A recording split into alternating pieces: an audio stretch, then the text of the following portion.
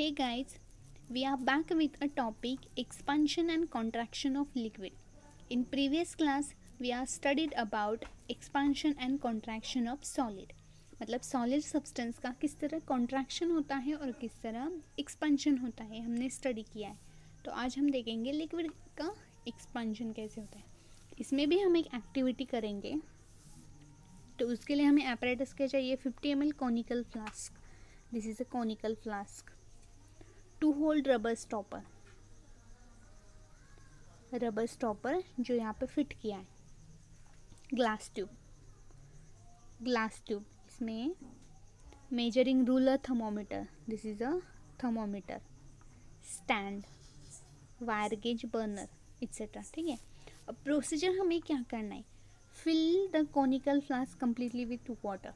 हमें conical flask water से fill करना है एंड उसमें glass tube and thermometer insert करने विथ 2 होल्स. जो स्टॉपर हमने लगाया है वो यहाँ पे उसमें ऑलरेडी 2 होल्स है और उसमें से हम ये ग्लास ट्यूब एंड थर्मोमीटर उसमें सेट करेंगे.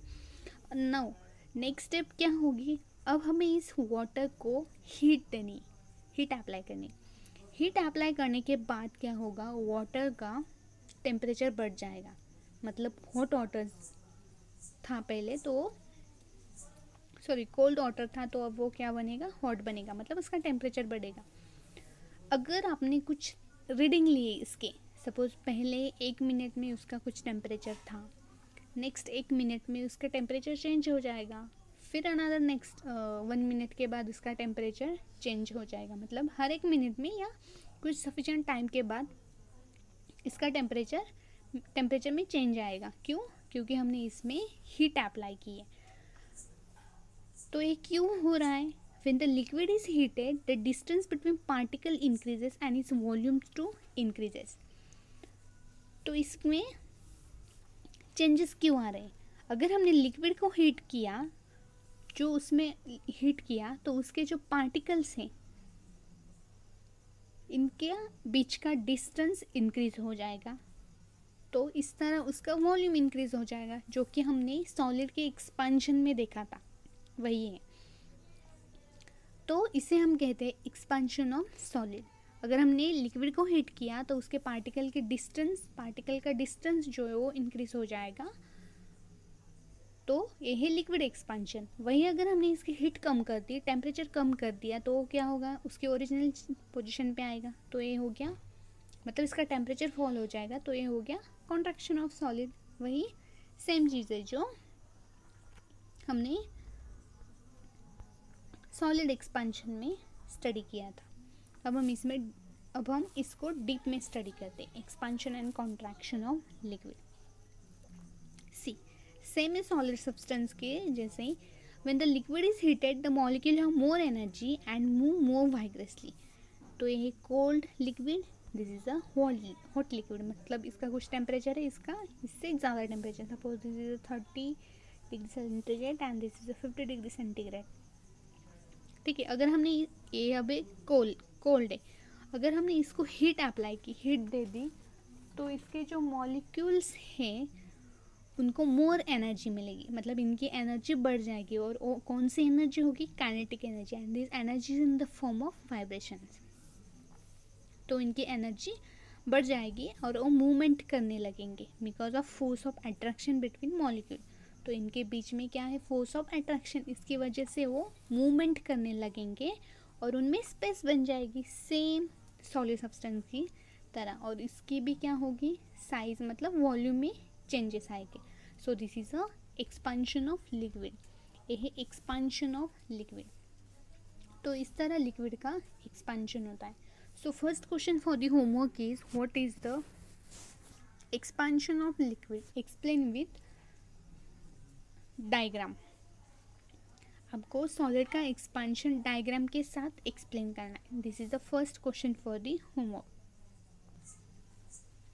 सी अब हम इसका एग्जाम्पल देखते हैं. एग्जाम्पल के थ्रू इसे स्टडी करते हैं. वही है टेम्परेचर में, इसके टेम्परेचर में चेंजेस आएगा. सपोज पहले थर्मोमीटर लिया, अगर हमने जो कि कोल्ड वाटर में रखा है या कोल्ड बॉडी में, कोल्ड बॉडी का अगर हमने टेम्परेचर रिकॉर्ड किया है, सपोज उसका पहले टेम्परेचर है 20 डिग्री सेंटीग्रेड, यहाँ पे मार्क किया हुआ है। बिफोर हीटिंग मतलब हॉट बॉडी के कंपैरिजन में पहले कोल्ड बॉडी का टेम्परेचर अगर हम मेजर कर रहे हैं, कोल्ड वाटर का टेम्परेचर, सपोज कोई ऑब्जेक्ट का, कोल्ड ऑब्जेक्ट का टेम्परेचर अगर हम मेजर कर रहे हैं, तो इसका टेम्परेचर है सपोज 10, 20, -10 कुछ तो डिग्री सेंटीग्रेड या डिग्री फ़ारेनहाइट। अब ये डिग्री सेल्सियस और डिग्री फ़ारेनहाइट के ही हम आने वाले वीडियो में स्टडी करेंगे, इसके ऊपर हम न्यूमेरिकल्स भी सॉल्व करेंगे, ठीक है। अगर हमने इसका टेम्परेचर बढ़ा दिया, मतलब इस थर्मोमीटर को अगर हमने हॉट वाटर में रख दिया या हॉट ऑब्जेक्ट का टेम्परेचर मेजर किया, तो इसका टेम्परेचर क्या होगा, ऑब्वियसली ज़्यादा होगा as compare to cold substance. तो इसका टेम्परेचर अभी है 30 डिग्री सेंटीग्रेड, जो यहाँ पे -10 डिग्री सेंटीग्रेड था, तो 30 डिग्री सेंटीग्रेड है। तो इसका टेम्परेचर बढ़ गया है। सपोज हम वाटर का ही एग्जांपल लेते हैं, सपोज पहले वाटर का टेम्परेचर था -10 डिग्री सेंटीग्रेड, और हीटिंग करने के बाद इस वाटर की अगर हमने वाटर को हीट किया, तो उसका टेम्परेचर बाद में होगा 20 डिग्री सेंटीग्रेड। तो टेम्परेचर तो बढ़ गया, बट एक्चुअल प्रोसेस क्या हुई वहाँ पे, क्यों इसके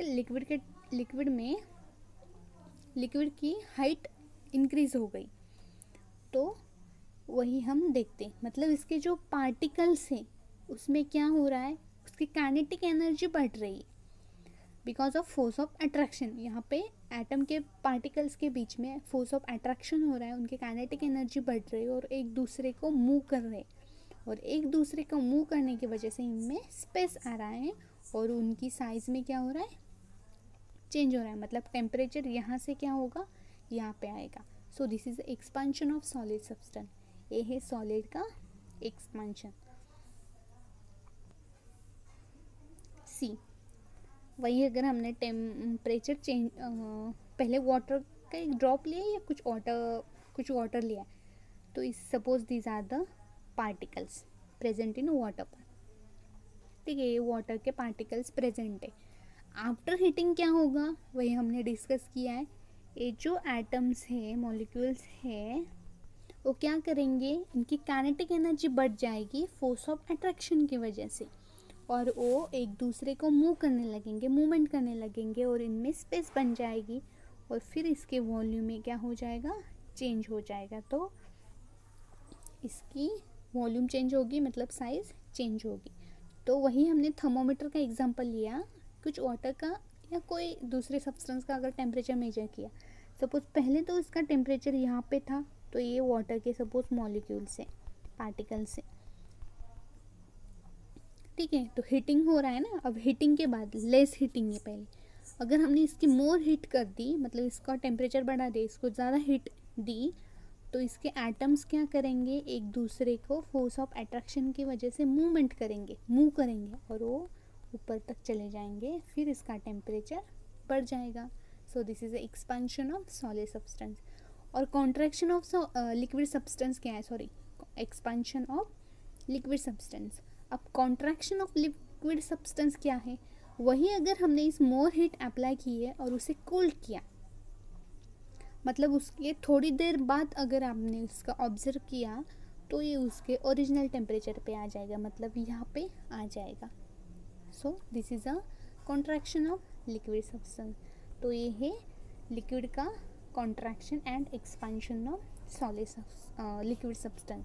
So second question for the homework is, what is the expansion of liquid, or explain the expansion of liquid. Liquid का एक्सपेंशन कैसे होता है, इसे आपको एक्सप्लेन करना है।